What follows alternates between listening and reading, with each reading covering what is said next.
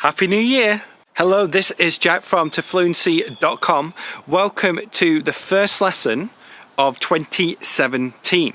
Now, we got back yesterday after a 2-day drive from Florida. And as you can see, it's not quite as sunny here. It's not quite as warm, but it's not too cold. It's great to be back. And I'm really excited for 2017. Now, while I was in Florida, I spent quite a lot of time watching different things on YouTube. So I make a lot of videos here on YouTube, but I also like to watch videos there. And I do this to learn new things. I follow people. I like to be entertained as well. And one person that I was following is somebody who is an expert in health and fitness. This person is quite polarizing. And that just means that some people love him, some people hate him. One of the things about him, and I'll leave a link in the description to his channel, is that he inherited quite a bit of money. So he lives in a huge house and he drives a very fancy car. He's still very young, but a lot of people hate him for that. You see the hate in the comments, and a lot of people, what they do is they say things like, well, it's easy for you because you don't need to work, you don't need to have a job, you have this big house, you were lucky. And people say that the only reason why he is in great shape, because he's a fitness professional, the only reason why he's in great shape is because he can afford to do this, he can afford to spend the day training. Now, I find this fascinating because a lot of people say similar things when it comes to learning English. I've seen some people say things like, you know, you have to move to a foreign country, you have to move to an English-speaking country in order to get a good level of English. And they'll take examples of friends. You know, they know somebody who moved to the UK and they spent a lot of time there and they learned English really quickly. And then in their head they'll think, well, I can't really learn English to a high level because I'm not there. I'm not in an English-speaking country, and therefore it's impossible for me to do this. And this especially happens in your head if you start comparing yourself to someone else. And the problem here is that people want conditions to be perfect. They want to wait until a perfect moment before they actually commit to a big goal. So going back to the example of the fitness expert, people were saying, oh, well, it's easy for you.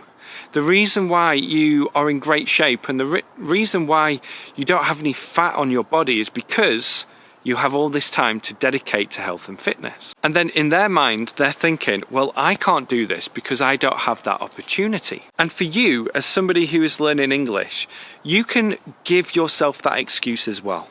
You can say, well, I'm not in an English-speaking country. I don't have the opportunity to practice my English. I'm not in the right environment to get practice and to get exposure to English. And then you don't make the commitment to it because you don't feel like you're in the right situation in order to improve. But the key is this: it's making the most out of your situation. It's having a look at your daily routine, where you live, the environment that you're surrounded by, and then telling yourself to make the most out of this. Because if you wait for the perfect time and the perfect situation, then you'll always be waiting. It will never come. Those situations never come. There's always a reason to not do something. I'll give you an example from my life now, because I have lots of commitments. I have 2 young children and I have to look after them. You know, I have to spend a lot of time with them. And obviously I enjoy doing this, but this affects my business. And it could be easy for me to look at other people who are teaching English or other entrepreneurs and say, well, it's okay for them because they're single, they have all this free time, they don't have families to look after, and therefore that's why they are improving, that's why they are where they are. But what I do is I make the most out of the situation. When I have time to make a video, I make a video.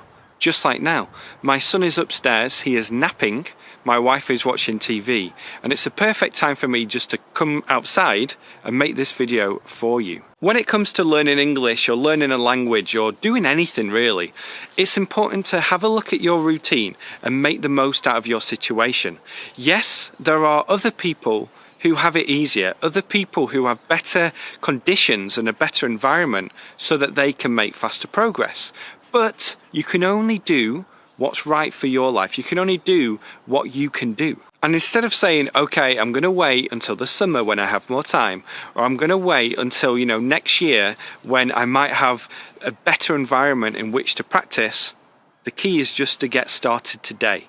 To do what you can today and do what you can tomorrow. Take it a day at a time and start making progress today. And one last thing, when you see successful people, when you see people who have achieved something that you want to achieve, instead of saying, oh, it's easy for them because of this, try and learn from them. Ask them how they have achieved what you want to achieve and learn.